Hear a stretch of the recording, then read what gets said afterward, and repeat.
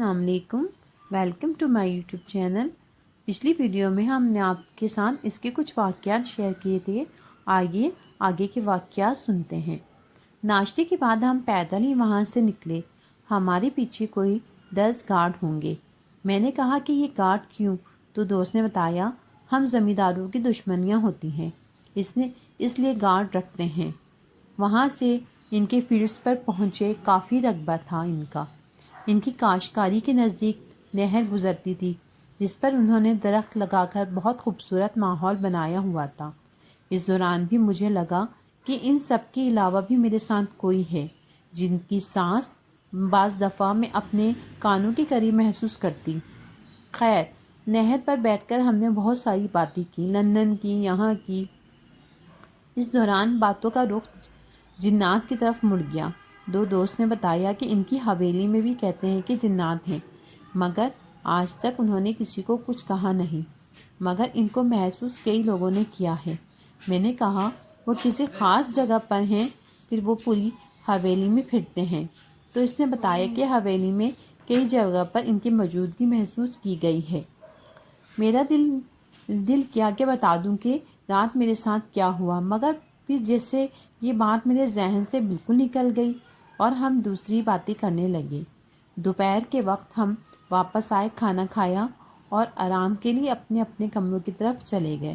راستے میں نے صبح والی ملازمہ کو دیکھا تو میں نے کہا، صبح میں نے تمہیں صرف چائے کا کہا تھا، مگر تم نے تو جوس اور فروٹ بھی ساتھ رکھ دیے باغ میں ٹیبل پر۔ تو جو اس نے کہا وہ میرے ہوش اڑا دینے کے لیے کافی تھا۔ اس نے کہا کہ بی بی میں تو باغ میں گئی ہی نہیں، مگر آپ وہاں تھی نہیں۔ میں نے سوچا کہ شاید واپس کمرے میں چلی گئی ہوں گی، تو میں کمرے میں چائے لے کر چلی گئی۔ آپ کے غسل خانے سے پانی گرنے کی آواز آ رہی تھی، تو میں چائے رکھ کر واپس آ گئی۔ یہ سننے کے بعد مجھے ڈرنا چاہیے تھا، مگر پتہ نہیں کیوں میرا دل ذرا بھی نہیں ڈرا، بلکہ میں ہنستے ہوئے وہاں سے اپنے کمرے کی طرف بڑھ گئی۔ کمرے میں جانے کے بعد مجھے یاد آیا کہ ملازمہ کیا کہہ رہی تھی۔ جب میرے ذہن میں وہ باتیں واپس گھومیں تو میرے پسینے چھوٹ گئے۔ مجھے یکدم سے کمرے میں خوف محسوس ہونے لگا، جیسے کمرے میں کوئی موجود ہو اور مجھے دیکھ کر مسکرا رہا ہو۔ میں نے بچپن میں کے بعد پہلی دفعہ زندگی میں جو کچھ مجھے ٹوٹا پھوٹا قرآنی آیات یاد تھیں دل میں پڑھنا شروع کر دیں، تو ڈر کچھ کم ہوا، مگر دیکھے جانے کا احساس لگاتار مجھے محسوس ہو رہا تھا۔ میں فریش ہونے کے بعد کپڑے بدل کر کمرے سے باہر نکل گئی اور دل میں فیصلہ کر لیا کہ اپنے دوست کو اس بارے میں بتا دوں گی اور آج اس کمرے میں نہیں سوؤں گی۔ مگر مجھے کیا پتا تھا کہ قدرت میرا فیصلہ ہی لکھ چکی ہے۔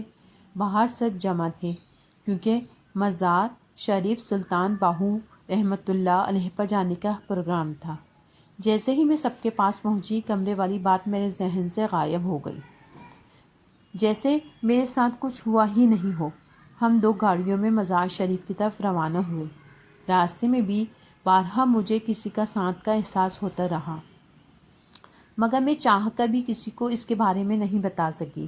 جب بھی ارادہ کیا کہ بتاؤں، میرے ذہن سے بالکل صاف ہو جاتا۔ مزار شریف پر جب ہم پہنچے تو اتنا رش نہیں تھا عوام کا۔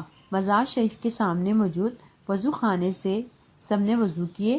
میں جیسے ہی وضو کر کے نیچے اتری، ایک فقیرنی جس کے بال مٹی میں اٹے ہوئے تھے یکدم میرے سامنے آ گئی۔ فقیرنی کا حلیہ دیکھ کر میں ڈر کر پیچھے ہوئی اور وضو خانے کی سیڑھیوں پر گر گئی۔ فقیرنی میری طرف دیکھتی رہی، پھر بولی، ایسی چیزوں کو ساتھ لے کر اللہ والوں کے پاس نہیں آتے۔ میں نے کہا، میں سمجھی نہیں۔ اس نے کہا، یہ کمبخت جو تیرے سر پر چڑھ کر بیٹھا ہوا ہے، اتار اسے۔ میں نے کہا، مجھے تو کوئی نہیں دکھ رہا۔ اس نے کہا، جھوٹ بولتی ہے تو جانتی ہے کہ وہ تیرے ساتھ ہے، مگر اس نے تیری زبان باندھی ہوئی ہے، تو بول نہیں سکتی۔ جا، چلی جا واپس، یہاں سے جا کر اپنے گناہوں کی معافی مانگ، جان چھڑوا اس سے، ورنہ یہ ساری زندگی کا روگ بن جائے گا۔ میں نے کہا کہ کیسے جان چھڑواؤں؟ تو اس نے کہا، جا ڈھونڈ، اب تیری زندگی تلاش میں ہی گزرے گی۔ اس دوران مجھے دوست کی بہن نے آواز دی کہ وہاں کیوں بیٹھ گئیں؟ یہاں آ جاؤ۔ میں نے واپس فقیرنی کی طرف دیکھا تو وہاں کچھ بھی نہیں تھا۔ میں گھبرا گئی اور بھاگ کر باقی سب کے ساتھ مل گئی۔ دوست کی بہن نے پوچھا، آپ وہاں کیوں بیٹھ گئی تھیں؟ ہم آپ کا انتظار کر رہے تھے۔ میں نے کہا کہ مجھے اس فقیرنی نے روک لیا تھا۔ انہوں نے کہا، کون سی فقیرنی؟ آپ تو اکیلی بیٹھی تھیں وہاں۔ یہ سن کر میں اور پریشان ہو گئی۔ خیر اندر گئے، مزار کی، دعا کی۔ ذہن میں عجیب عجیب سے خیالات آ رہے تھے۔ گڑ گڑا کر دعا مانگی کہ اب کوئی گناہ نہیں کروں گی، بس اس سے جان چھڑوا دو، کیونکہ اب میں حقیقتاً پریشان ہو گئی تھی۔ وہاں سے واپسی پر ہم مائی پیر کے دربار پر آئے۔ وہاں بھی مجھے وہ فقیرنی نظر آئی۔ جب میں نے اپنے دوست کو کہا کہ وہ دیکھو وہ فقیرنی، تو اس کو وہ نظر نہ آئی۔ اس نے کہا کہ وہ تمہیں وہم ہو رہا ہے۔ پتہ نہیں کیسے میری زبان کھل گئی اور میں نے ساری تفصیل اپنے دوست کو بتا دی۔ ساری تفصیل سننے کے بعد وہ بھی پریشان ہو گیا اور مجھے کہا کہ کل میں تمہیں قریب ہی موجود کسی بزرگ کے پاس لے جاؤں گا۔ آج رات تم چھوٹی بہن کے ساتھ سو جانا۔ میں نے کہا ٹھیک ہے۔ رات میں اس کی چھوٹی بہن کے ساتھ میں سو بقیہ گئی۔ حصہ سننے کے لیے ہمارے چینل کو لائک کیجیے، سبسکرائب کیجیے۔